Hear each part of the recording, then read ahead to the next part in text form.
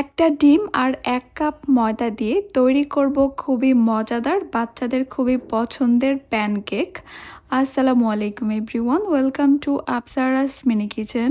সকালের ঝটপট নাস্তা অথবা বাচ্চাদের টিফিনের জন্য মাত্র 10 মিনিট সময় হাতে থাকলেই কিন্তু আপনারা তৈরি করে নিতে পারবেন এই প্যানকেকগুলো। শুধু বাচ্চারা না, বড়রাও কিন্তু খুবই পছন্দ করে খাবে, কারণ এই প্যানকেকগুলো অনেক বেশি সফট আর অনেক বেশি টেস্টি। প্রথমে আমি এখানে নিয়ে নিব রুম টেম্পারেচারে থাকা একটা ডিম। এরপর একটা ডিমের জন্য এখানে আমি নিয়ে নিব হাফ কাপ চিনি, লবণ দিয়ে দিচ্ছি 1 চিমটির মতো। মিষ্টি খাবারের লবণ পছন্দ না করলে বাদ দিতে পারেন। এবার এই সব কিছুকে আমি একটু একসঙ্গে ভালোভাবে মিশিয়ে নিচ্ছি। চিনিটা ভালোভাবে গলে গিয়ে মিশে যাওয়া পর্যন্ত এভাবে মিশিয়ে নিতে হবে, আর ডিমেরও যেন কোনো লাম্পস না থাকে সেটাও খেয়াল রাখতে হবে। আমি একটা ডিম দিয়ে তৈরি করব, আপনারা কিন্তু চাইলে এখানে 2টা ডিমও দিতে পারেন। 2টা ডিম দিলে কিন্তু প্যানকেকগুলো আরো বেশি সফট আর আরো বেশি মজা হবে। ডিম আর চিনিটাকে একটু সময় নিয়ে মিশাতে হবে। চিনিটা যখন সম্পূর্ণভাবে গলে যাবে তখন কিন্তু কালারটা কিছুটা চেঞ্জ হয়ে আসবে। আমি প্রায় 2-3 মিনিটের মতো এগুলোকে মিশিয়ে নিয়েছি, আর যখন ঠিক কালারটা এরকম হয়ে আসবে তখন বুঝতে হবে যে চিনিটা ভালোভাবে মিশে গেছে আর ডিমেরও কোনো লাম্পস নেই। এবার আমি শুকনো উপকরণগুলোকে ছেঁকে নিব। আমি একটা ছাঁকনির মধ্যে দিয়ে দিব 1 কাপ ময়দা, দিয়ে দিব 1/4 কাপ গুঁড়া দুধ। চাইলে আপনারা গুঁড়া দুধটা বাদ দিতে পারেন। যেহেতু ব্যাটারটা করবো লিকুইড দুধ দিয়ে, তাই গুঁড়া দুধটা না দিলেও হবে, তবে দিলে কিন্তু খেতে বেশি টেস্টি হবে। দিয়ে দিচ্ছি 1 চা চামচ বেকিং পাউডার। এবার আমি এগুলোকে ছেঁকে নিব, আর শুকনো উপকরণগুলোকে অবশ্যই একবার এভাবে ছেঁকে নেওয়ার চেষ্টা করবেন, এতে করে ব্যাটারের মধ্যে কোনো লাম্পস তৈরি হবে না। এবার এখানে দিয়ে দিচ্ছি 1 কাপ লিকুইড দুধ, ভ্যানিলা এসেন্স দিয়ে দিব 1 চা চামচ, দিয়ে দিচ্ছি 1 টেবিল চামচ তেল। এখন এই সব কিছুকে আমি খুব ভালোভাবে একসঙ্গে মিশিয়ে নিচ্ছি।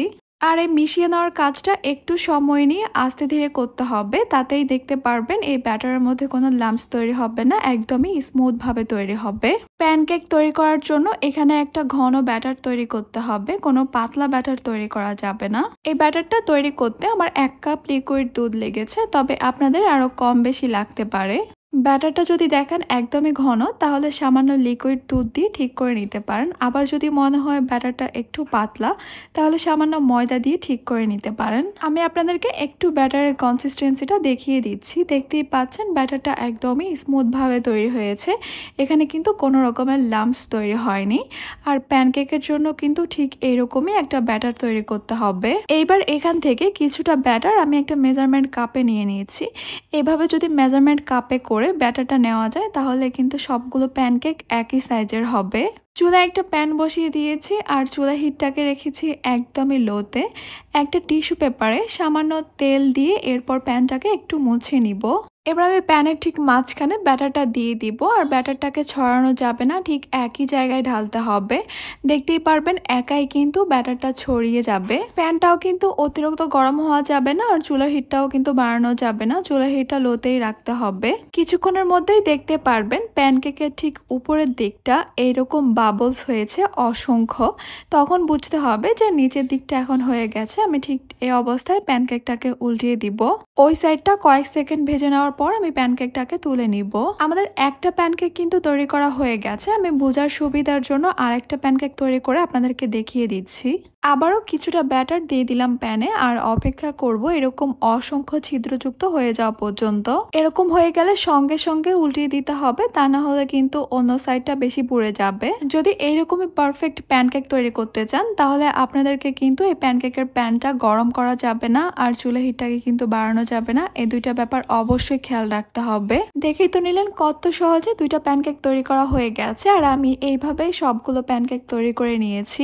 সবগুলো প্যানকেকে হয়েছে অসংখ্য ছিদ্র, আর কালার হয়েছে একদমই পারফেক্ট। সকালের নাস্তা বা বাচ্চাদের টিফিনের জন্য কিন্তু প্যানকেক হচ্ছে বেস্ট একটা আইডিয়া। আমি একটা প্যানকেক ভেঙে আপনাদেরকে একটু ভিতরটাও দেখিয়ে দিয়েছি, আর ভিতরটা দেখলে আপনারা বুঝতে পারবেন এই প্যানকেকগুলো ঠিক কতটা সফট হয়েছে। আশা করছি আমার আজকের রেসিপি আপনাদের কাছে খুবই ভালো লেগেছে আর সহজও লেগেছে। তাহলে আজকে এই পর্যন্তই। সবাই অনেক বেশি ভালো থাকবেন, সুস্থ থাকবেন। আল্লাহ হাফেজ।